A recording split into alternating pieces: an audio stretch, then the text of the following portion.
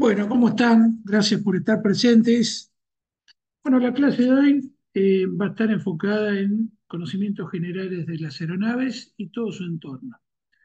La idea es que conozcan qué es lo que pasa tanto adentro como afuera de una aeronave de alas rotativas como de ala fija, en lo que respecta a la meteorología, los instrumentos de vuelo, qué decisiones debe tomar un piloto, cómo nos orientamos dentro del espacio aéreo, por qué tenemos que hacer una buena planificación de un vuelo cuando vamos a enfrentar una ruta. Entonces, me pareció importante que conozcan también, más allá de los instrumentos médicos y las herramientas médicas, que conozcan también qué es lo que pasa en la parte técnica de una aeronave. Así que, bueno, comencemos entonces primero por conocer cuál es la definición que le da el código aeronáutico a una aeronave. El código aeronáutico es muy genérico en esto, ya que dice que los toma como aparato o mecanismo que puedan circular en el espacio aéreo y que sean aptos para transportar personas o cosas. Es decir, aeronaves pueden ser eh, aviones de transporte, de carga, helicópteros, planeadores, aviones de remolque, dirigibles, globos, es decir, cualquier cosa que por algún tipo de mecanismo pueda sustentarse y volar en el aire, el código aeronáutico lo toma bajo esa definición, ¿sí? Ese es algo muy técnico, muy específico de la parte legal. Ahora bien, con respecto a la finalidad y funciones, los fabricantes han realizado sus estudios conforme a la utilidad que le van a dar a este tipo de aeronaves. Por eso tenemos tantas diferencias en aviones y helicópteros. Son herramientas para las cuales se diseña para un trabajo específico, lo cual no implica que muchas de ellas se puedan adaptar para hacer algún otro tipo de trabajo o bien puedan interactuar para que entre ambas cumplan una función. Para eso yo diseñé una clasificación muy fácil para interpretar. Cuidado que esto está hecho no con la idea de formar pilotos o formar tripulantes, sino que está hecho para tomar conocimientos generales. A lo mejor dentro del auditorio va a haber alguien que está relacionado con la aeronáutica y va a decir, esto es muy básico. Bueno, la idea es que esto no tenga una terminología técnica o una terminología aeronáutica y que esto pueda ser comprendido, interpretado por personas que, si bien van a volar, pero van a hacer otro tipo de trabajo a bordo de una aeronave, entonces esa es la función para la cual está hecho esta clase. Entonces, retomando el tema, les decía que yo lo distribuí en estos grupos muy fáciles de identificar. Tenemos las aeronaves de uso comercial. ¿Cuáles son?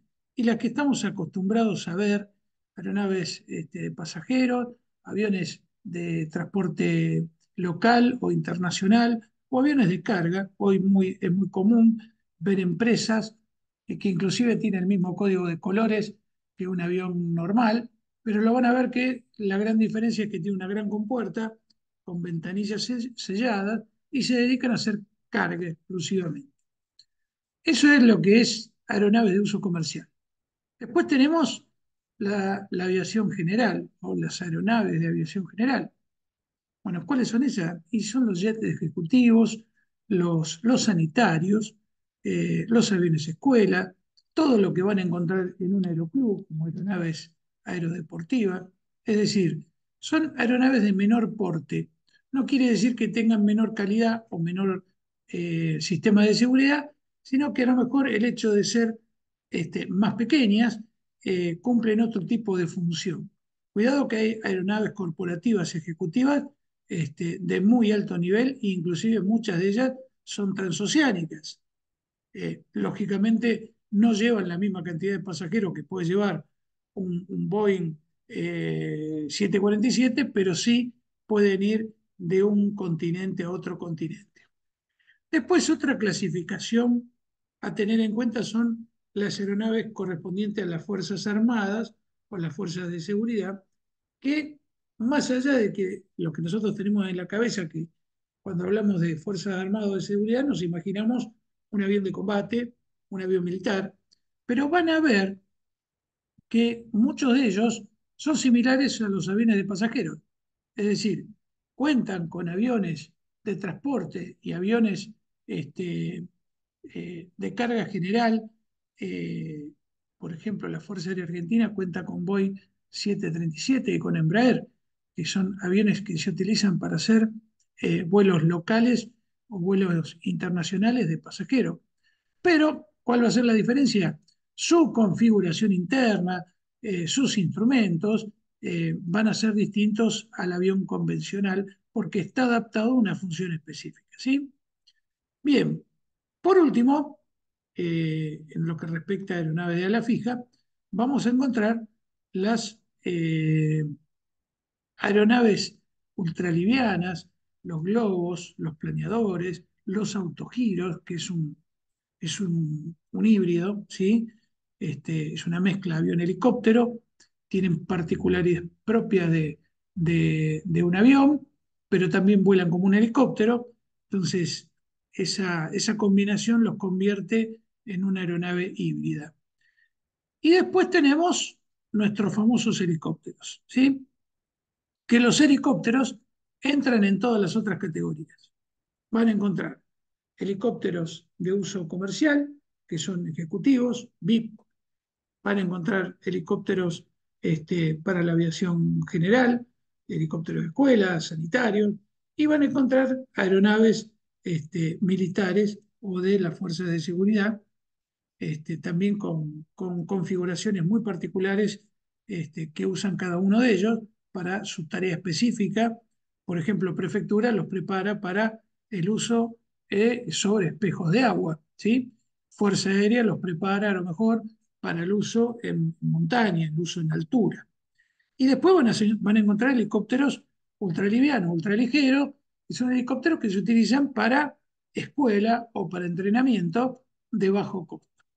Entonces, con esta clasificación, nosotros rápidamente podemos distinguir una aeronave para qué puede ser utilizada o qué función puede cumplir. ¿Sí? Ahora bien, una de las preguntas que nos hacemos generalmente, ¿todas las aeronaves pueden ser utilizadas como sanitario? Bueno, la respuesta es, en un principio, cualquier aeronave, hablando de helicópteros o avión, puede realizar un traslado aéreo. Pero cuidado, no todas ellas pueden hacer un traslado medicalizado. ¿Mm? Esa es la gran diferencia. eh, Cualquier persona que esté pasando una situación crítica, una situación de aislamiento, una situación sanitaria en la cual necesita un traslado y hay disponible un avión, y sí, se puede convertir en un avión sanitario, pero no lo vamos a convertir en un avión medicalizado. Simplemente va a ser un traslado sanitario donde vamos a darle a esa persona la, el beneficio de la inmediatez, la velocidad que puede tener un avión o un helicóptero para sacarlo de un lugar de conflicto y ponerlo al alcance de un centro médico de alta complejidad o de un aeropuerto donde ahí sí pueda ser reembarcado en una unidad sanitaria y derivado donde corresponde.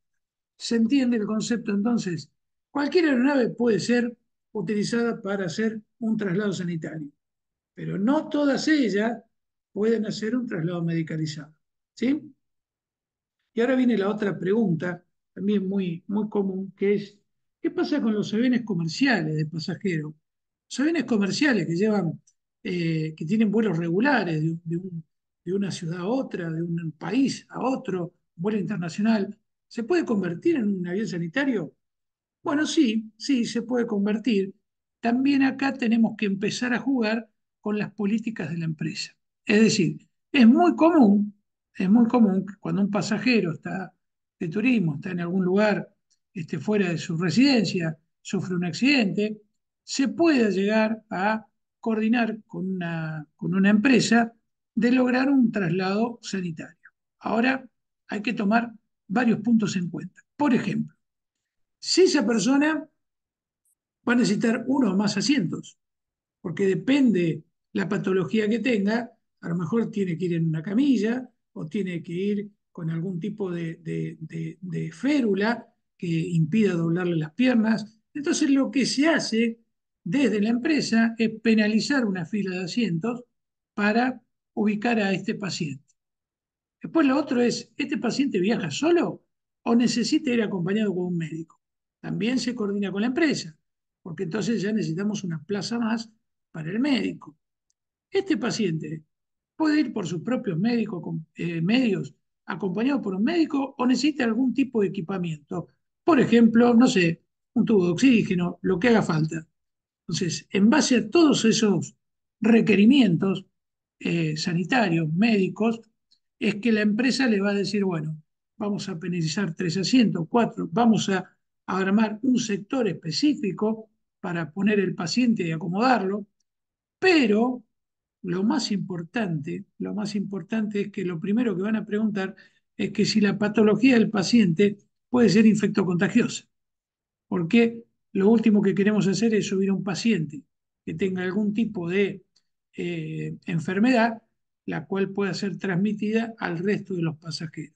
Es decir, siempre va a ser mucho más económico coordinar con una empresa, con una línea y tratar de armar un sector para llevar un paciente, ya sea solo, acompañado por familiar, por médico, con equipo, siempre va a ser más económico que contratar un avión sanitario. Ventaja y desventaja de todo esto es lo que venimos hablando. Va a haber cientos de preguntas y un montón de trámites y va a haber que ajustarse al horario comercial de esa línea. No es que porque esté sanitario o que lleve un paciente va a ir directamente al punto, si tiene que hacer escala la va a hacer. Es decir, el avión sigue su itinerario, distinto al avión sanitario que lo que va a hacer es un punto a punto y se va a dedicar pura y exclusivamente al paciente que está siendo evacuado. ¿Se entiende la diferencia? Muy bien. Lo que vamos a ver a continuación son los fundamentos de un traslado sanitario en aviones comerciales. Hay varias razones por las cuales se puede recurrir al traslado sanitario por avión.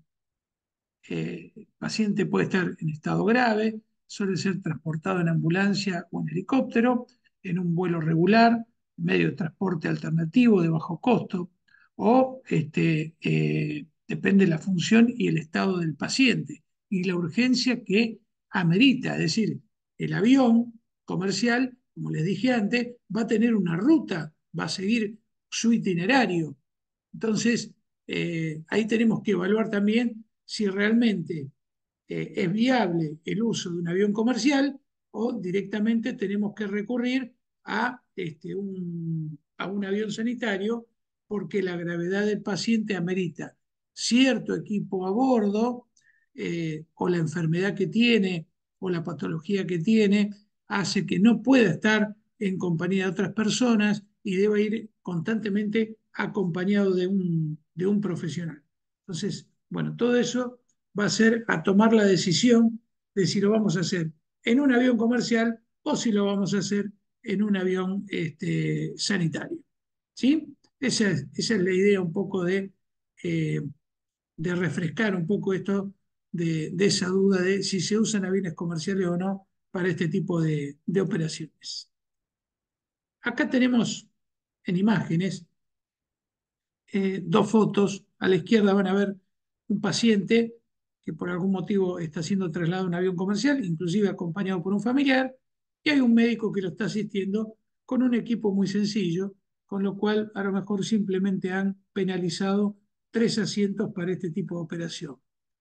En lo que respecta a la foto de la derecha, para ver que acá ya la cosa se complica porque ya no solo están penalizadas las filas de asientos, sino que se instaló un equipo y esta parte del avión va a quedar sometida a un sector privado y no va a estar a la vista del resto de los pasajeros. Y seguramente este paciente va a ir acompañado de un profesional, de un médico, de un paramédico, un enfermero, más los familiares. Esta es la diferencia que yo trataba de hacerles, de explicarles en lo que respecta a tomar la decisión de si lo hacemos o no en un avión comercial y bajo qué circunstancias. Muy bien, tomado en cuenta esto, vamos a conocer un poco la aerodinámica básica tanto de los aviones como de los helicópteros. Es decir, eh, ¿por qué estamos volando? Si bien muchos de ustedes a lo mejor se lo imaginan, pero pasan muchas cosas para que tanto un helicóptero como un avión pueda lograr hacer un vuelo seguro. ¿Sí? Entonces, vamos a conocer primero las aeronaves de ala fija. ¿Sí? Las aeronaves de ala fija cuentan con elementos que son fijos, que no tienen movilidad, pero que son parte de toda la estructura del avión, como por ejemplo el fuselaje del avión propiamente dicho, las alas, el estabilizador horizontal y el estabilizador vertical. Esto hace que un avión se mantenga alineado y pueda volar dentro de la masa de aire. Ahora, volar es una cosa, controlarlo es otra, para lo cual a esas partes fijas del avión va a haber que agregarle partes móviles. Y esas partes móviles hacen que el avión sea totalmente controlado dentro de la masa de aire. ¿Mm? En un helicóptero pasa lo mismo. Tenemos un montón de partes fijas, es más difícil identificarlas porque uno en la mente tiene el fuselaje y las alas de un avión. En el helicóptero hay otras cuestiones aerodinámicas, pero en general tenemos exactamente lo mismo. Un fuselaje, ¿m?, en el cual está el habitáculo principal, también integrado por el cono de cola, que es parte del fuselaje. Tenemos un estabilizador horizontal y tenemos un estabilizador vertical. ¿Sí? Entonces, también el helicóptero cuenta con partes fijas como el avión. Ahora bien, ¿qué pasa cuando tenemos que empezar a movernos dentro de esa masa de aire? Bueno, ahí entran en juego las partes móviles. Este, Vamos primero al avión, que son mucho más visibles, son mucho más fáciles de interpretar que en un helicóptero. Así que vayamos por partes. En el ala del avión, en el ala principal, tanto sea un ala superior o inferior o media, esto es decir, si está por encima del fuselaje, a la mitad del fuselaje o por debajo del mismo, vamos a encontrar hipersustentadores. Esos hipersustentadores los van a ver en la parte delantera del ala, que es el borde de ataque, y muchos de ellos van a estar en el borde de fuga, que es la parte de atrás. Si alguno tuvo la oportunidad de viajar y estar sentado detrás del ala, van a ver que en determinados segmentos o en determinados momentos del vuelo, hay una serie, nosotros le decimos chapas, una serie de chapas que se mueven para arriba y para abajo en determinados segmentos del vuelo que hacen que el avión pueda despegar, aterrizar, buscar la velocidad de crucero, etcétera. Bueno, estos son elementos hipersustentadores. Es decir, le dan mayor sustentación al ala en el momento que lo necesita, que es cuando tiene baja velocidad. Cuando pasa eso y cuando está despegando o cuando tiene que aterrizar. Después, en la puntera de ala, bien lejos del fuselaje, van a encontrar los alerones. Los alerones ya son partes de control, es decir, si yo quiero que el avión tenga un movimiento de alabeo, es decir, que incline las alas hacia un lado y hacia el otro, voy a hacer uso de estos alerones. ¿Cuál es la gran diferencia? Todo lo que sea hipersustentadores se mueven de la misma manera, es decir, si bajan los del ala derecha, van a bajar los del ala izquierda. En cambio, los alerones funcionan alternamente. Es decir, si este baja, este sube y viceversa, porque esa es la función. ¿Mm? Generar distintas presiones en distintas partes del ala para que el avión adopte una determinada posición. Muy bien, vamos a la cola del avión, al empenaje del avión, donde dijimos que teníamos los estabilizadores, tanto el vertical como el horizontal. Ambos, ambos tienen partes móviles.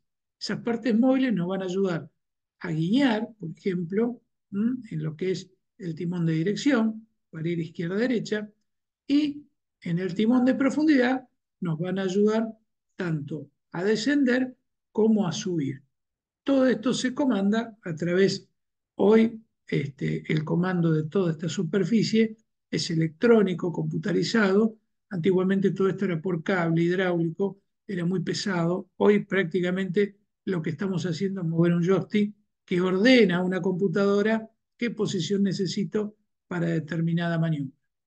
Muy bien, así es como controlamos en el espacio, en el aire, para que el avión pueda hacer determinadas maniobras. En el helicóptero tenemos que usar un poquito más la imaginación, porque pasa exactamente lo mismo, con la diferencia que lo que hacemos es cambiar el ángulo de ataque de las palas, tanto del rotor principal como la del rotor de cola. Y es prácticamente imperceptible, porque esto está girando a 400 vueltas por minuto y no se ve. Y no es que muevo todas las palas al mismo tiempo, sino que en un punto determinado de ese radio de giro, una de las palas va a tomar una posición distinta y va a cumplir la función a lo mejor de un alerón, para que el helicóptero pueda ir hacia un lado y hacia el otro. Lo mismo va a pasar con el rotor de cola, que en un momento determinado va a cambiar su ángulo de ataque y va a tener mayor o menor torque y va a generar una guiñada a derecha e izquierda. Lo mismo haría con como lo haría el timón de dirección de un avión.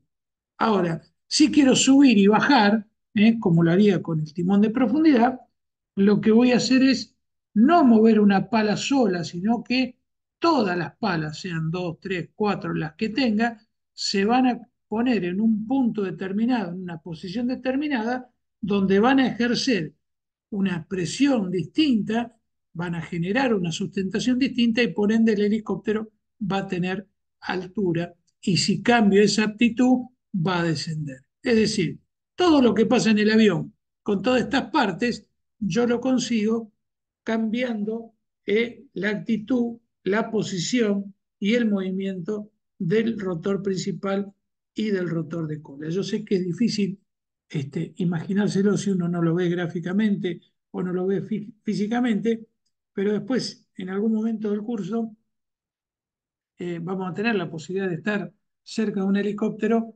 y van a ver que moviendo los comandos cíclico y colectivo, las palas van cambiando de posición y eso hace a la función de vuelo del helicóptero. Muy bien. Ahora, todo esto que les dije, todo esto que les dije, pasa por un efecto que es la sustentación. De nada serviría el ala, de nada serviría una pala girando si yo no tengo el efecto de la sustentación sobre lo que vamos a llamar un plano aerodinámico. ¿Sí?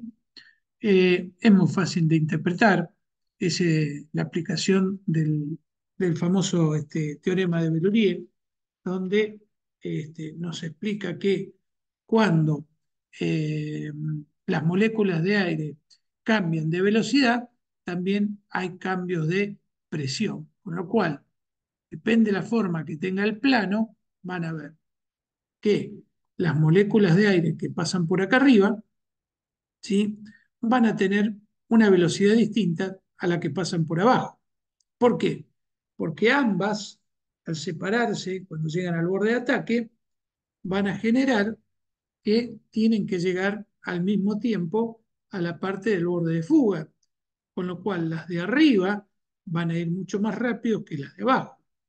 Ese cambio de velocidad genera un cambio de presión y ese cambio de presión va a generar la sustentación. Es decir, a mayor velocidad de estas moléculas de aire, yo tengo menor presión.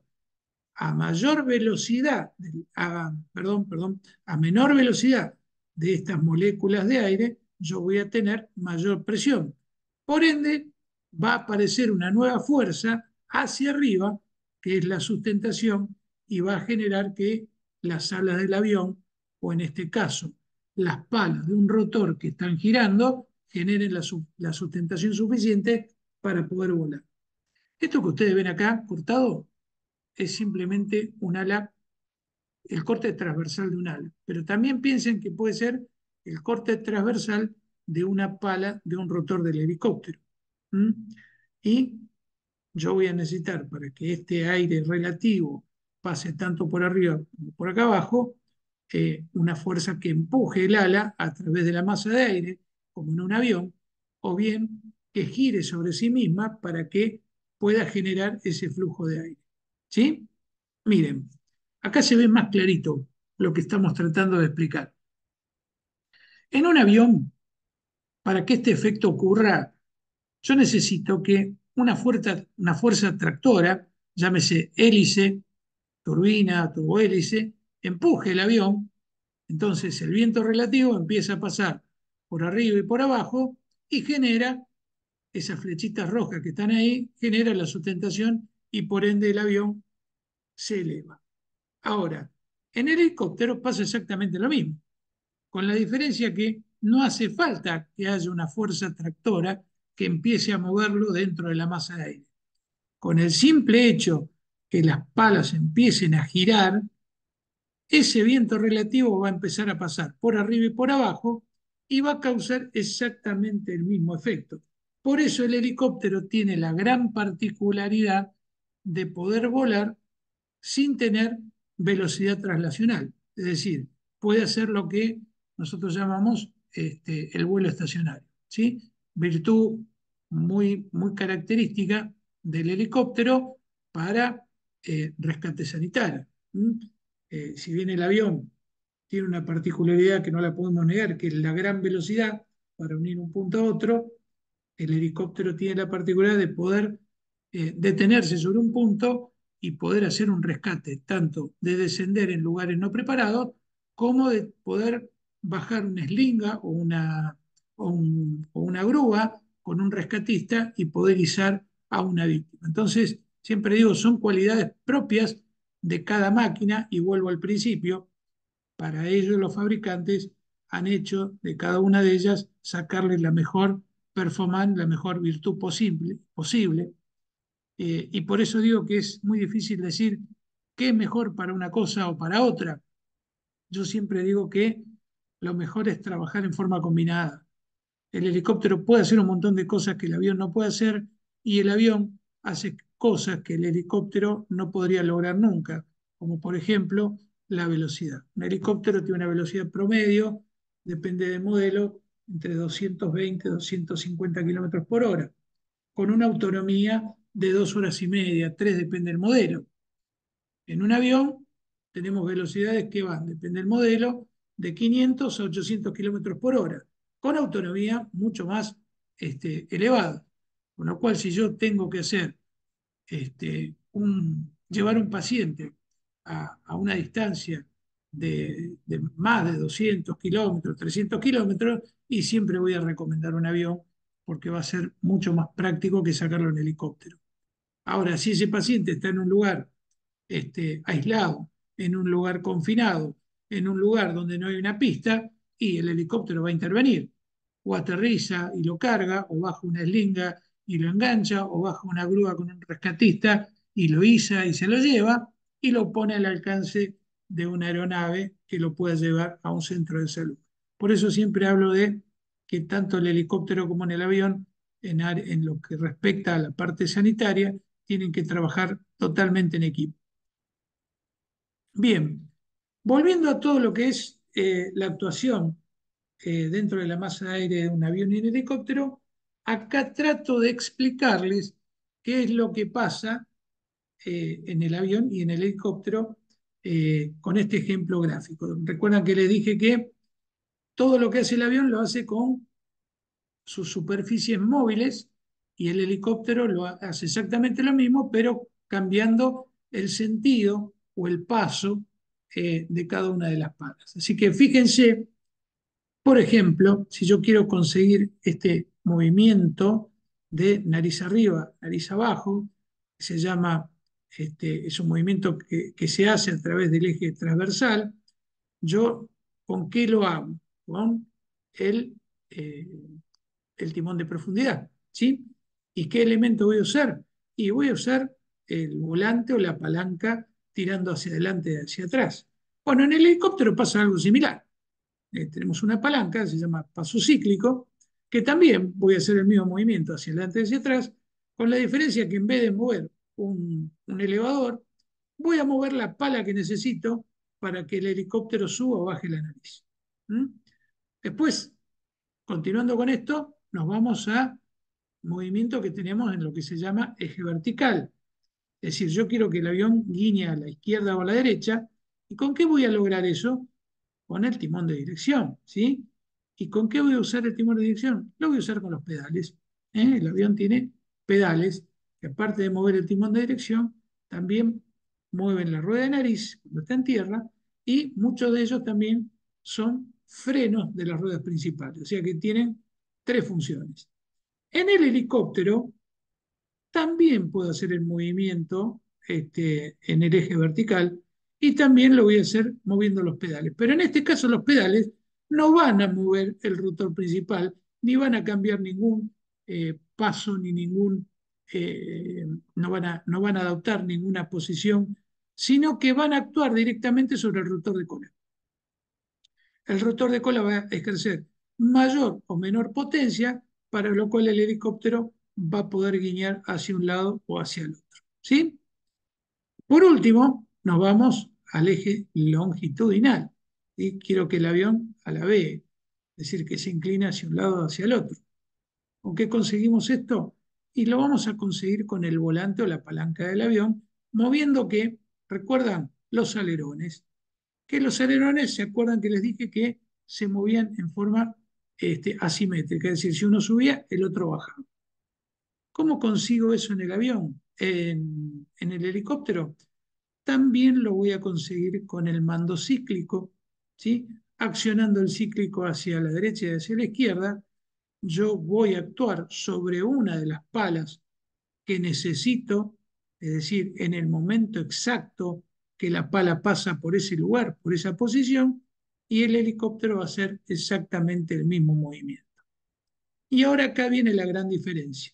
Hasta ahora hablamos de que todo esto es muy parecido y lo hago prácticamente con las mismas herramientas. El helicóptero, aparte, cuenta con un comando que se llama comando colectivo, ¿sí? Porque si yo quiero subir en altura, no levantar la nariz como le expliqué acá en el eje transversal, sino que quiero subir en altura, necesito tirar del colectivo. Y eso va a hacer que las cuatro palas, las tres, las dos, las que tenga el helicóptero, todas actúen de la misma manera y generen mayor sustentación, venzan el peso del helicóptero y el helicóptero va a subir en altura sin levantar la nariz. Entonces, para la combinación de todos estos elementos, yo puedo conseguir que el helicóptero se mueva dentro de la masa de aire.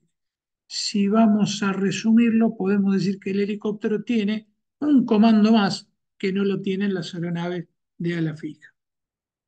Todo esto cuando veamos físicamente un avión y un helicóptero lo van a entender mejor. Acá hay que usar mucho la imaginación. Hay que ver algunos videos, pero bueno, literalmente es eso. El helicóptero tiene un comando más, que se llama paso colectivo o mando colectivo. Muy bien. Ahora, todo esto está bárbaro, pero yo necesito que se muevan dentro de la masa de aire, que tengan fuerza para poder romper la inercia tanto de un avión de despegue como de un helicóptero para superar su propio peso. Bueno, hay tres formas de hacerlo. Una de ellas es convencional, motor a pistón. El motor a pistón es un motor de combustión interna, similar a lo que se conoce como el motor de un auto, porque lo que tiene son pistones, ¿sí? Un avión puede tener uno o dos, una hélice, va a generar una tracción y va a mover a la aeronave dentro de la masa de aire. Después vamos a encontrar lo que es un reactor, que lo vamos a encontrar en los aviones también, ¿sí? Nosotros, el reactor sabemos cómo funciona, succiona aire del medio ambiente, lo comprime a través de todo un sistema de compresores, lo mete en una cámara de combustión, lo mezcla con combustible pulverizado, eso genera una reacción y el flujo de aire caliente que sale por detrás hace que el efecto sea de acción y reacción y se mueva toda la estructura. Es decir, que si yo tengo un reactor de abajo del ala de un avión o tomado en la cola de un avión, voy a hacer que pueda mover el avión dentro de la masa de aire. Ventaja y desventaja, esto es mucho más potente, es mucho más rápido, es mucho más seguro. ¿Por qué? Y porque tiene mucha menor cantidad de piezas móviles. Una vez que arrancó esto, no se para más. En un motor a pistón tenemos un montón de piezas móviles y generalmente para obtener la misma cantidad de potencia, los motores a pistón son muy pesados. Entonces le quita carga útil a la aeronave. Entonces, este es el reactor, este es el motor a pistón. Y acá viene algo interesante, que es el turborreactor o el turbohélice. El turbohélice es una turbina, como la que están viendo acá el reactor, lo único que en vez de aprovechar el flujo de aire caliente que sale por detrás de la turbina para empujar toda la estructura del avión, yo lo que utilizo son las revoluciones del eje de la turbina. ¿Para qué? Para mover una hélice. Entonces, este turborreactor, este turbohélice, puede ser aplicado tanto en aviones como en helicópteros. Cuando ustedes escuchen que un helicóptero tiene dos turbinas, ¿m? Es que tiene dos turborreactores, dos turbohélices, que van a trabajar sobre un rotor principal. ¿Sí? Esa es la gran diferencia. Lleva una turbina, pero esa turbina no empuja el helicóptero en la masa de aire como lo haría un reactor en un avión, sino que esa turbina genera revoluciones en un eje que va a una caja reductora y eso hace que se mueva tanto el rotor principal como el rotor de cola. ¿Qué ventajas tiene esto? Bueno, que yo consigo muchos caballos de fuerza con un peso muy, muy bajo. Es decir, yo tengo un helicóptero que tiene, por darle un ejemplo, un turborreactor que me genera 800 caballos de fuerza y es muy posible que la turbina pese 70, 80 kilos. Si yo necesitara un helicóptero con un motor a pistón que me genere la misma cantidad de caballos de fuerza, y es muy posible que el motor estuviera rondando los 200, 230 kilos. Entonces le estoy agregando kilos y le estoy sacando carga útil al helicóptero. Y otra cosa, un turborreactor ocupa mucho menos lugar y me deja espacio libre para poder tener más espacio de carga en el helicóptero. Ahora, cuando veamos los helicópteros sanitarios, van a ver la ventaja de tener un turborreactor, porque esos están puestos arriba, son muy chiquititos y nos deja toda la parte inferior para poder trabajar con el paciente. Bueno, entonces rápidamente, estos son los tres elementos con los cuales vamos a impulsar las aeronaves dentro de una masa de aire. Pueden encontrar aviones que hagan traslado aéreo o sanitario con motor a explosión, sí. Ventajas y desventajas, son más lentos, van a volar a menor altura, es muy posible que no estén presurizados, pero cuando tengan un avión que tenga un reactor y van a volar más rápido, más arriba, y es una característica importante en la cual el avión puede estar presurizado y es una ventaja para el paciente. ¿Sí? Lo mismo pasaría con un turborreactor en un avión. Los helicópteros, en su defecto, no están presurizados. ¿Sí? Pasamos a la parte de cómo le damos de comer a estos motores. ¿Sí? Todo lo que es motor a explosión lo vamos a hacer con lo que se conoce como nafta 100 LL. Es una nafta con un octanaje muy alto, por eso van a ver que están diferenciados los camiones, cuando están en los aeropuertos, van a ver que los camiones están diferenciados, son naftas muy similares a las que usa un automóvil, porque estamos hablando de un motor a pistón. Todo lo que refiere a turbinas, tanto sea reactores como turbohélice, vamos a tener combustible conocido como JP1, que es un querosén blanco, que, para que cumpla su función, tiene que estar pulverizado como si fuera un spray dentro de la turbina o dentro del turborreactor. Y la otra diferencia que ven acá, que es el JetBed, es exactamente lo mismo, que tiene algunos aditivos muy particulares, que es para que no se congele, utilizado generalmente en el sur o en lugares donde tenemos que operar con temperaturas muy bajo cero, por eso se le ponen aditivos anticongelantes, pero es exactamente el mismo combustible.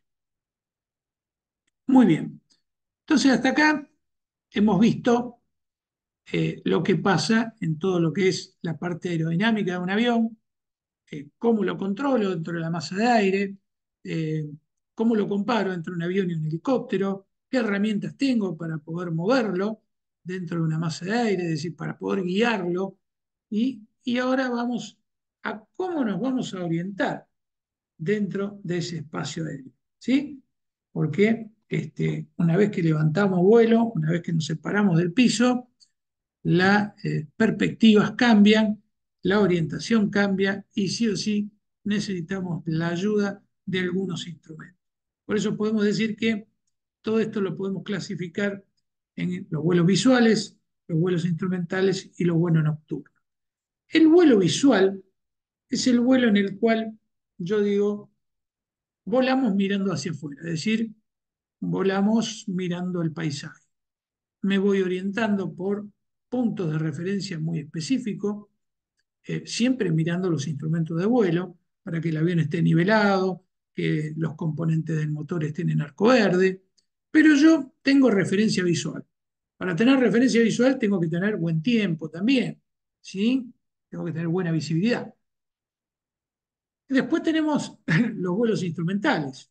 Vuelos instrumentales ya sí o sí necesito la ayuda de instrumentos específicos que no solo tienen que estar a bordo del avión, sino que también los aeropuertos tienen que tener las antenas correspondientes para poder transmitir esa información, y el piloto tiene que estar debidamente entrenado para poder interpretar esa información.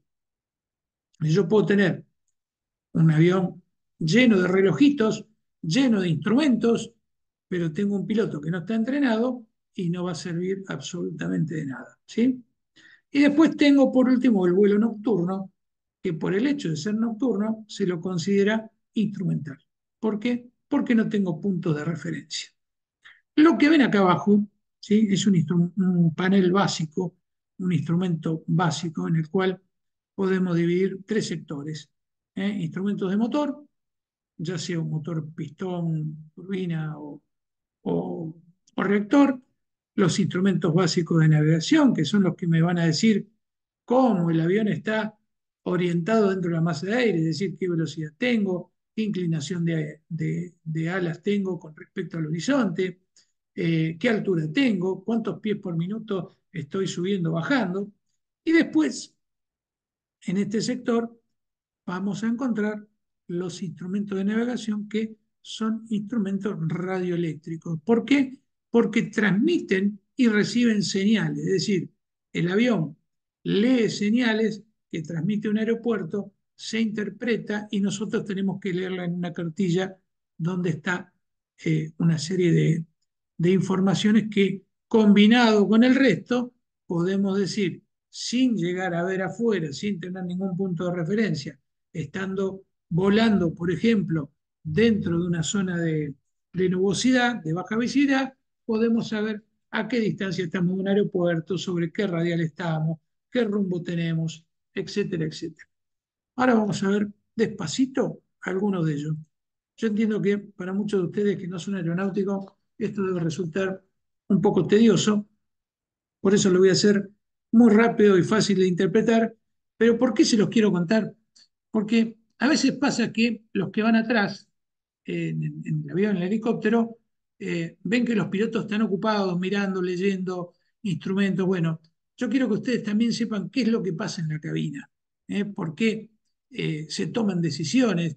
Muchas veces el médico habla con el piloto y algunas cosas de intercambiar información, si podemos llegar a un lado, qué tiempo falta. Bueno, todo eso pasa gracias a todos estos instrumentos que yo les voy a mostrar rápidamente. ¿Sí? Hablemos de instrumentos básicos. El instrumento básico es lo que utilizamos para volar en forma visual, es decir, mirando hacia afuera. Horizonte artificial. Fíjense que es un giróscopo donde tiene la parte superior el cielo y la parte de abajo la tierra. ¿Esto qué me va a hacer? Me va a decir en qué posición la nariz del avión está, si estoy subiendo o bajando, y tiene una escala de valores, ¿sí? Como si también me va a decir qué alabeo tengo, qué inclinación tengo con respecto al horizonte. Es un instrumento de muy fácil lectura, de muy fácil interpretación. Después tenemos el indicador de giro y labeo. Fíjense que es un avioncito. Esto mismo está en los helicópteros, ¿eh? Lo mismo está en los helicópteros. Lo único que acá en vez de un avioncito tienen dibujado un helicóptero, algunos, los más modernos. Muchos de estos también ahora ya son digitales, ya ni siquiera tienen estructura metálica, todo se ve en un display. El indicador de giro y labeo lo que me va a decir es cuántos grados de inclinación tengo, tanto para un lado como para el otro. Pero lo más importante que me va a decir es que si esa inclinación que tengo de ese alabeo, que seguramente si yo hago un alabeo porque estoy haciendo un giro, está coordinado. Porque esta bolita que está acá, que está dentro de un tubito con agua, si no está coordinada, se va a desplazar. Y ustedes me van a decir, ¿y qué sentido tiene? Y tiene sentido, porque ustedes que van atrás van a sentir que el giro está descoordinado y se van a sentir mal. Ni hablemos del paciente y de los fluidos, porque si este líquido se mueve, todo lo que tenga líquido se va a mover adentro del paciente también. Entonces, es importante para un piloto que vuela un avión sanitario, un helicóptero sanitario, que todos los movimientos de la aeronave sean suaves y coordinados para ejercer la menor variedad de presión o aceleración o vibración a los que están atrás, principalmente el paciente, que es el que más viene sufriendo. ¿Sí? Después tenemos el velocímetro. Este velocímetro nos va a dar la velocidad que tenemos donde dentro de la masa de aire. ¿Sí? Esta velocidad que tenemos dentro de la masa de aire muchas veces no es la misma que tenemos sobre la Tierra. ¿Por qué? Porque esto toma la velocidad del aire que impacta sobre el avión a través de un tubo pitot, tanto del avión o el helicóptero, que muchas veces no es coincidente a la velocidad del terreno. Porque si yo tengo viento de frente, a esta velocidad se le va a sumar el viento de frente. Si tengo el viento de cola, a esta velocidad es muy probable que se le reste el viento de cola. Quiere decir que si yo voy vertical al piso, no va a ser exactamente lo mismo. Pero sí me va a dar referencia de la masa de aire alrededor de la aeronave para saber qué tipo de maniobras tengo que hacer. Como verán, tengo un arco verde, un arco blanco, amarillo y rojo, el cual tengo que respetar porque en cada uno de ellos hay una maniobra permitida para hacer. Yo no puedo, por ejemplo, sacar un tren de aterrizaje si estoy en arco amarillo o extender un flap, porque volaría, se extendería y se rompería. Entonces, esto está por algo y cada elemento es una señal que interpreta el piloto para una maniobra determinada. Muy bien. Al igual que tenemos el altímetro, tenemos el bariómetro. El bariómetro nos va a indicar cuántos pies por minuto subimos y cuántos pies por minuto bajamos. Esto es importante también para cualquier tipo de maniobra que tengamos que hacer en lo que respecta a la aproximación de ascenso-descenso de una aeronave. Después tenemos el altímetro, que nos va a dar la altura con respecto al piso, al suelo, depende la calibración que nosotros le demos. Generalmente esto se calibra con la información que nos van a dar desde el lugar que vamos a despegar. Por eso diferenciamos altitud de nivel. Eso es importante a tener en cuenta. Seguimos. Instrumentos de navegación. Brújula, no es más que una brújula común y corriente, lo único que la van a ver separada del resto de los instrumentos para que ésta no sea alterada por cuestiones electromagnéticas, ¿sí? Y después acá tienen un giro direccional. Esto está muy bueno porque en realidad es una brújula chata de muy fácil interpretación que nos da información sobre el rumbo que tiene el avión, es decir, hacia dónde apunta la nariz del avión, que muchas veces no es coincidente al curso, ¿sí? El rumbo es la dirección hacia la cual se orienta la nariz de la aeronave, pero a veces la nariz de la aeronave se orienta hacia un punto que no es el curso que estamos haciendo porque hay un viento lateral que nos está empujando. Entonces, si ustedes prestan atención y ven aeronaves volando en el cielo, a veces las van a ver volando un poquito torcidas. Es decir, están compensando el viento, están compensando el rumbo para no perder el curso. Esto es más de pilotos que otra cosa, pero es para que ustedes lo sepan. No es que volamos de costado porque por capricho, sino porque un elemento externo hace que tengamos que adoptar esa posición. Muy bien, y acá viene la parte de las radioayudas. ¿Sí? Esto es lo que yo les decía. Son instrumentos que están en el avión o en el helicóptero que interpretan y leen información de alguna antena que también tiene que estar en el aeropuerto. Es decir, si yo no tengo instalado la antena en el aeropuerto, por más que tenga este instrumento en la aeronave, no voy a recibir la señal. Entonces, cuando tenemos la combinación de ambas, yo puedo tener una lectura de saber en qué posición, en qué radial con respecto a esta antena, el aeronave está volando. Eso es en los 360 grados. Es decir, sé si estoy montado sobre un radial, si lo estoy cruzando, si estoy saliendo, si estoy entrando. Es una interpretación muy fácil y de mucha ayuda en el vuelo. De la misma manera que el anterior, tenemos los equipos DME. ¿Esto qué me va a dar? Me va a dar distancia. Al igual que el otro me da una posición dentro de los radiales, este me va a dar la distancia que estoy de un aeropuerto determinado. Estamos hablando de que todo esto existe en los lugares donde tenemos radioayuda. De nada vale tener todos estos instrumentos si yo después no tengo estos equipos en los aeropuertos. ¿Sí? Entonces, recuerden que esto es, eh, podemos tener un avión extremadamente complejo y lleno de instrumentos, pero si no vamos a un aeropuerto que tenga la radio de ayuda activa, no me van a servir de nada porque no vamos a tener información de esas antenas que están transmitiendo. Muy bien, sigo con la parte radioeléctrica. Acá tenemos un ADF. El ADF es muy bueno, es muy fácil de usar, es muy sencillo, no es un instrumento de precisión, es un instrumento que simplemente me va a marcar con una punta, con una aguja, hacia donde hay una antena transmitiendo una señal determinada. No me va a llevar a un aeropuerto, pero sí me va a llevar a una zona, a un lugar donde yo después pueda orientarme y pueda empezar a trabajar con el resto de los instrumentos para saber dónde estoy ubicado. Y uno de los más importantes y más difíciles de usar es el famoso ILS. El ILS es un instrumento que me va a llevar exactamente al umbral de la pista donde tengo que aterrizar. Y fíjense cómo lo hacen. Es una señal de radio cónica, donde el avión, cuando el avión o el helicóptero ingresa dentro de esa sombra de radio, va a interpretar con estas agujas, con estos instrumentos que tenemos acá, que es una cruz. Fíjense acá, el avioncito todavía no ingresó, fíjense que está afuera, está arriba, a medida que se va acercando, va bajando y una vez que está en la senda correcta de planeo, la crucecita se nivela justo en el medio y lo mismo pasa con la otra, que está centrada. Quiere decir que si yo mantengo centrado ambas, voy a saber, por más que yo no vea lo que está pasando, es decir, esto puede pasar de noche o puede pasar con baja visibilidad, con nubes bajas, yo sé que voy exactamente hacia dónde está la pista. Ahora, ¿cómo encontré la pista? Y lo encontré utilizando todos los instrumentos anteriores, ¿sí?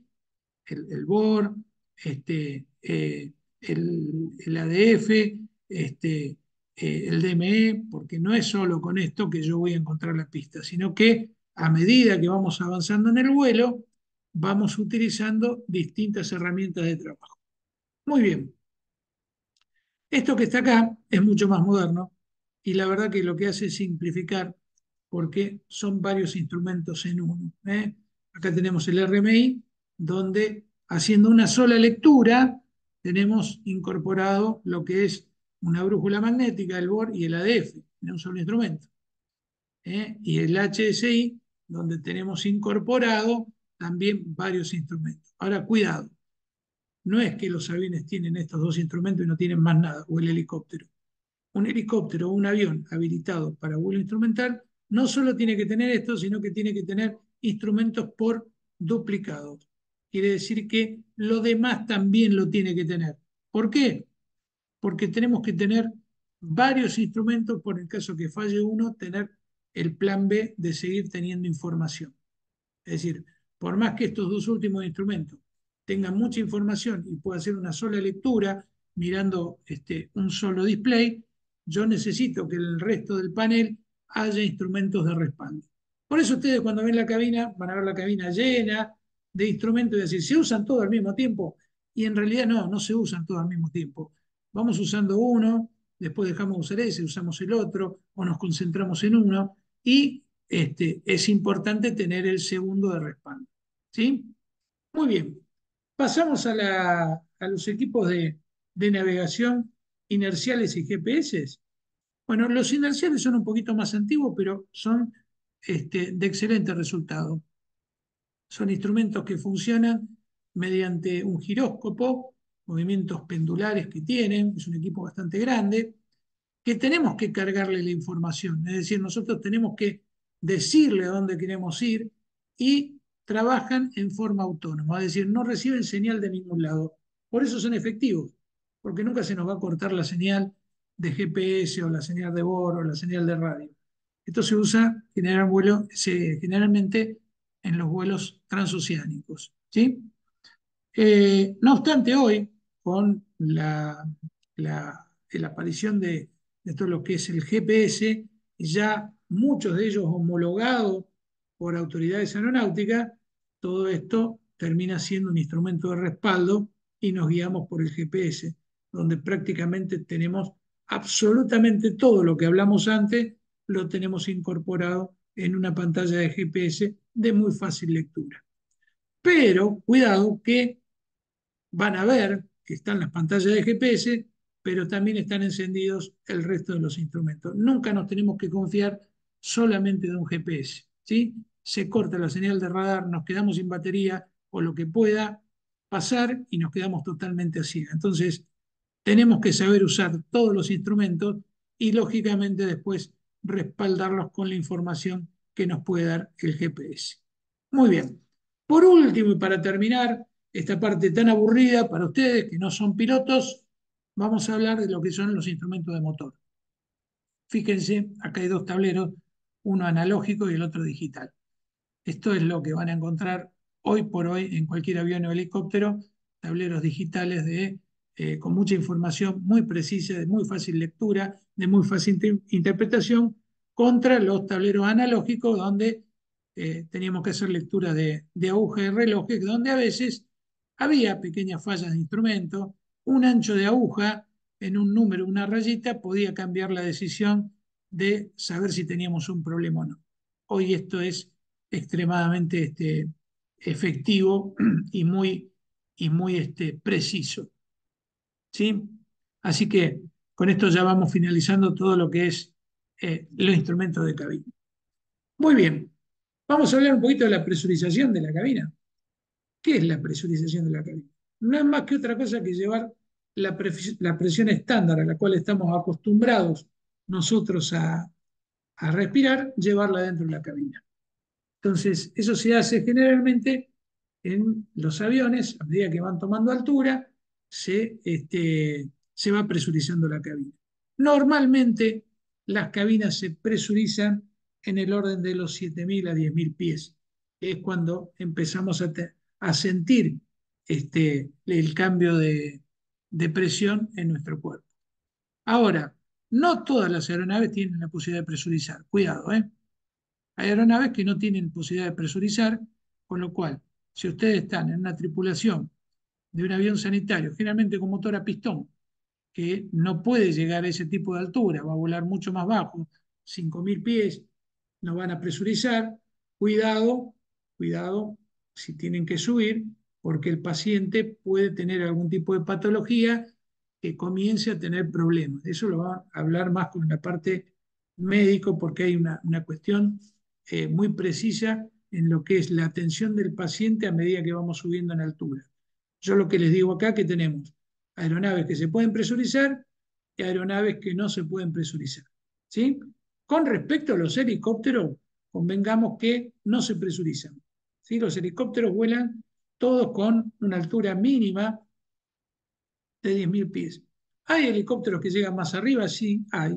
Hay helicópteros que hacen rescate en el Everest, que lo pueden hacer acá mismo en el Aconcagua, pero van a ver que tanto la tripulación llevan equipo de oxígeno autónomo, es decir, el helicóptero puede llegar, pero el piloto no, porque tendría un principio de hipoxia.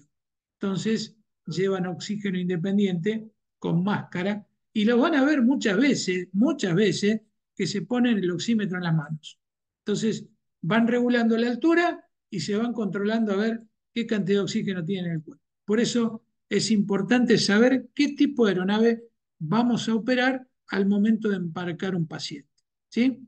Acá les dejo un ejemplo de lo que son las capas de la atmósfera y hasta dónde podemos volar. ¿Sí? Todo lo que pasa por debajo de los 2,5 kilómetros, que son 2.500 metros, 3.000 metros máximo, podemos volar sin problema, sin presurizar. Los helicópteros nos movemos en este rango. Todo lo que está acá arriba, hasta los 8.000, entre los 8 y 17 kilómetros, todo esto va presurizado, sí o sí presurizado. No hay forma de volar acá arriba si no presurizamos la aeronave. ¿Sí? Cuidado con eso cuando embarquemos un paciente y saber si la patología que tiene puede estar afectada o no por la altura. Bueno, ¿por qué nos pasa todo esto? Y bueno, porque a medida que subimos vamos a ir encontrando cambios de presión. ¿eh?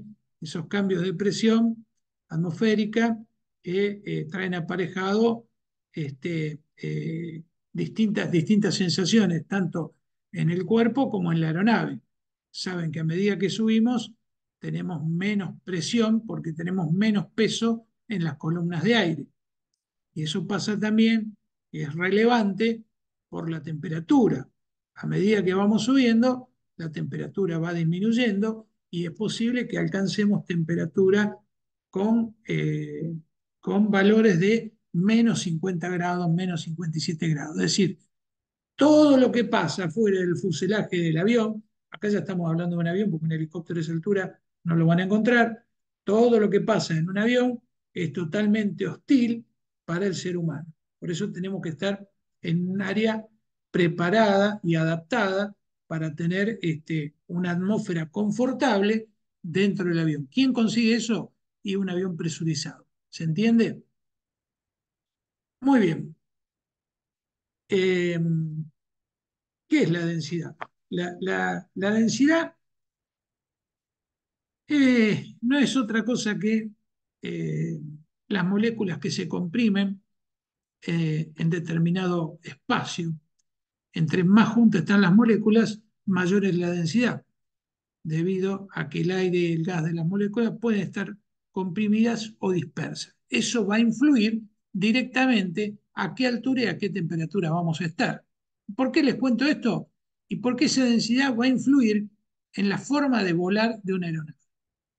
Una aeronave que tiene que ir muy arriba, y los aviones que están preparados para ir muy arriba, 40.000, 45.000 pies, 30.000 pies, los vuelos comerciales, están preparados con alas extremadamente finas, muy largas, porque necesitan tener mucha superficie, porque la densidad es muy finita. Entonces necesita agarrarse dentro de esa masa de aire finita. que son distintas las aeronaves que van a volar a baja altura, que no necesitan tener alas tan grandes porque la densidad va a ser mucho más apretada, va a estar mucho más comprimida y va a ser mucho más fácil generar sustentación.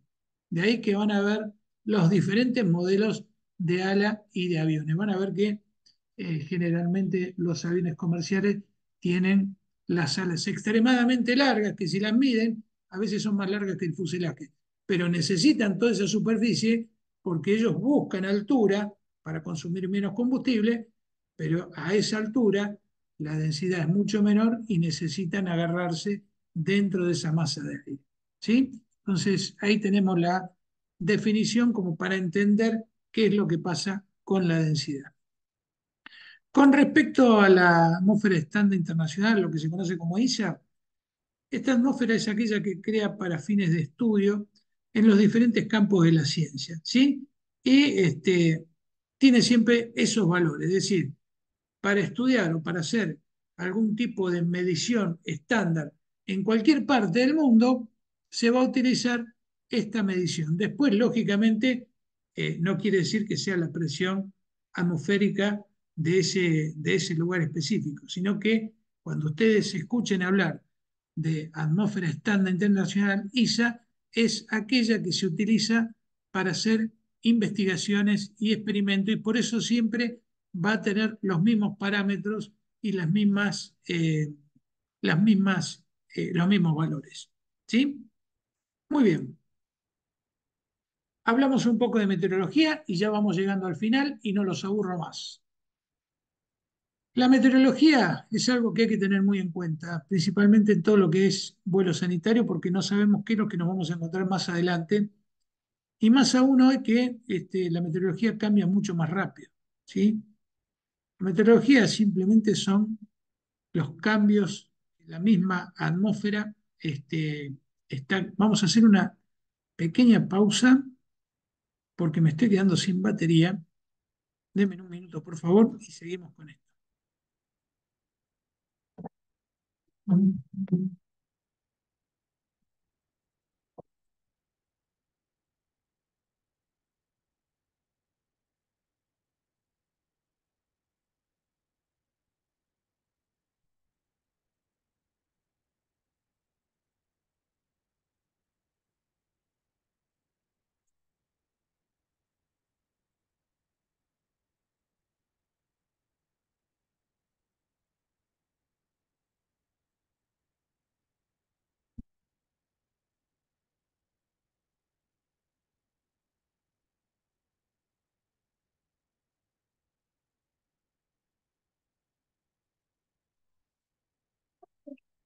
Bueno, ahora sí, se tuvo un problema, así que ya está resuelto, continuamos. Con esto lo que vamos a hacer es rápidamente explicar un poquito cuál es el estudio de la meteorología en el momento de preparar un vuelo. ¿Por qué les digo esto? Porque la meteorología es totalmente cambiante. La meteorología hoy cambia muy rápido y nos podemos encontrar con diferentes frentes en el momento de arribar. Entonces, ¿qué pasa si no podemos aterrizar en el lugar donde estamos esperando? Tenemos que ir a la alternativa. O sea, a veces más vale esperar y tener una ruta segura y saber que el paciente va a llegar a donde lo están esperando. Todo esto se genera por los movimientos del viento, que a veces copian la superficie terrestre, la misma rotación de la Tierra, la energía solar, los calores que pueden ejercer determinadas eh, eh, masas de aire, y nos vamos a encontrar con los conocidos frentes de inestabilidad. Yo se los dividí en algo muy sencillo que son frente frío, frente caliente y el ocluido. Estos frentes generalmente traen tormentas, traen baja visibilidad, traen problemas para volar, muchas veces no se pueden pasar por arriba, no se pueden pasar por abajo y no los podemos esquivar. Entonces, es importantísimo hacer meteorologías antes de emprender un vuelo. A lo mejor en un vuelo corto como el helicóptero podemos tener una apreciación más más cabal de lo que vamos a encontrar en el destino, pero cuando estamos hablando de vuelos en avión de larga distancia, cuidado, cuidado con la meteorología en ruta y la meteorología en destino. Lógicamente esto es responsabilidad de los comandantes y de las oficinas de cada aeropuerto, pero es bueno que las tripulaciones sepan a qué se enfrentan. ¿Sí? El conocimiento de nubes y lo que pasa en el cielo es simplemente a modo ilustrativo. Cada nube nos está avisando o preparando para algún tipo de evento, pero si hay una que se tienen que acordar, recordar y esquivar bajo todo punto de vista, que es el Charlie Bravo, como los Limbo, que es la nube más peligrosa, la nube a que todos los pilotos le tememos, porque no la podemos pasar por abajo porque generalmente nos va a agarrar terrible chubasco de agua, granizo, piedra, inclusive puede llegar a la destrucción de la aeronave. No la podemos pasar por el centro porque los vientos son vientos convergentes, tanto para arriba y para abajo, y puede haber daño estructural. Y es muy difícil pasarla por arriba por el gran desarrollo vertical que tiene. Entonces, esto generalmente se esquiva. Y si no se puede esquivar, hay que hacer 180 y volver a donde despegamos, porque esto se llevó la vida de muchos tripulantes de muchas aeronaves, porque es una nube extremadamente peligrosa. Muy bien, tema turbulencia. La turbulencia no la podemos ver, no la podemos esquivar, la vamos a encontrar siempre en todos los vuelos y no hay que asustarse, pero sí hay que estar preparado, ¿sí? Turbulencias se generan por distintas cosas. Algunas se generan por cuestiones mecánicas, porque el aire rebota, choca en determinadas superficies y eso genera ondas o movimientos de aire que después cuando la aeronave los atraviesa se sacude, ¿sí? Este, pero técnicamente tenemos cuatro tipos de turbulencia a la cual hay que prestar atención. Las más comunes van a ser débil y moderada. En la débil no se van a dar cuenta, se va a mover, va a haber una vibración, no va a variar absolutamente nada, entra y sale, es una turbulencia totalmente controlable. La moderada es muy parecida a la débil, con la diferencia que dura más en el tiempo. Entonces ya empezamos a notar de que algo está pasando. Pero nada se pone en peligro. Simplemente que tenemos que tener la precaución de que todo esté amarrado, aferrado, que estemos con los cinturones puestos, principalmente el paciente que tenga todo en su lugar, que no se le desconecte nada, que no pierda una vía, que no se le caiga algo en la cabeza, ¿sí? Porque la turbulencia moderada generalmente dura algunos minutos. Ya cuando hablamos de la fuerte y la severa, tenemos que sujetar absolutamente todo porque es una turbulencia en la cual tenemos que tratar de buscar de cambiar de rumbo, de altura, de dirección, porque es una turbulencia muy molesta. Inclusive la severa puede poner en peligro la aeronavegabilidad de una aeronave pequeña. En los vuelos comerciales, una turbulencia severa ha lesionado a tripulantes de cabina, ha lesionado pasajeros, se han abierto con puertas de equipaje y hay pasajeros que si no estaban abrochados quedan golpeados porque se salen del asiento. Ustedes no sé si prestaron atención que los niños en los vuelos comerciales nunca sacan el cartel de sacarse el cinturón de seguridad. Bueno, es porque si de repente entra en una zona de turbulencia severa y no estamos abrochados, generalmente vamos a tener alguna lesión y nadie se quiere hacer cargo de eso. Así que bueno, esto es lo que se pueden llegar a encontrar. Generalmente los pilotos buscan este, zonas de vuelo donde no tengamos este tipo de turbulencia fuerte o severa, que la van a encontrar cuando están pasando cerca de una tormenta, eh, generalmente un tiempo bueno y despejado más que débil y moderada por movimiento del viento, no va a haber ningún tipo de problema. En el helicóptero lo único que van a encontrar es débil y moderada por la altura a la cual vuela el helicóptero. ¿Sí? Bueno, acá les hago una pregunta, favor y en contra. Todos sabemos que la inmediatez que nos puede dar un traslado aéreo, tanto avión como helicóptero, es siempre algo que va a ayudar al paciente. Pero también tenemos que saber que hay algunas cosas que nos pueden jugar en contra. ¿Qué tenemos a favor? La rapidez y el inicio del tratamiento, la mayor efectividad en el porcentaje de supervivencia y lógicamente después su mejor evolución. Es decir, sabemos que un paciente que rápidamente llega a un centro de salud es muy probable que después su recuperación sea mucho más corta que el paciente que se demora. ¿Qué es lo que tenemos en contra?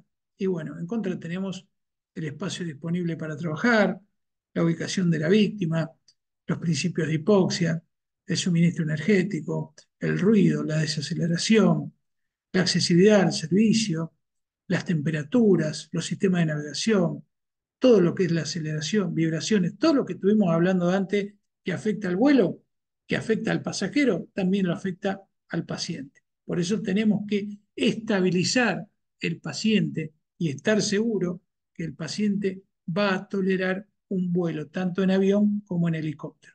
No obstante ello, todas estas contras quedan superadas por eh, la rapidez de sacar un paciente de una zona hostil y poderlo llevar a un lugar donde pueda recibir el tratamiento. ¿Sí? Fíjense acá, les muestro una foto de cuáles son las diferencias de trabajo que encontramos en un avión y en helicóptero. Fíjense lo que es la cabina de un avión sanitario. La cabina de un avión sanitario tienen el mismo equipo que van a encontrar en un helicóptero, con la diferencia que el médico va amarrado, el paciente va en una camilla, el paramédico tiene acceso a todo el cuerpo del paciente.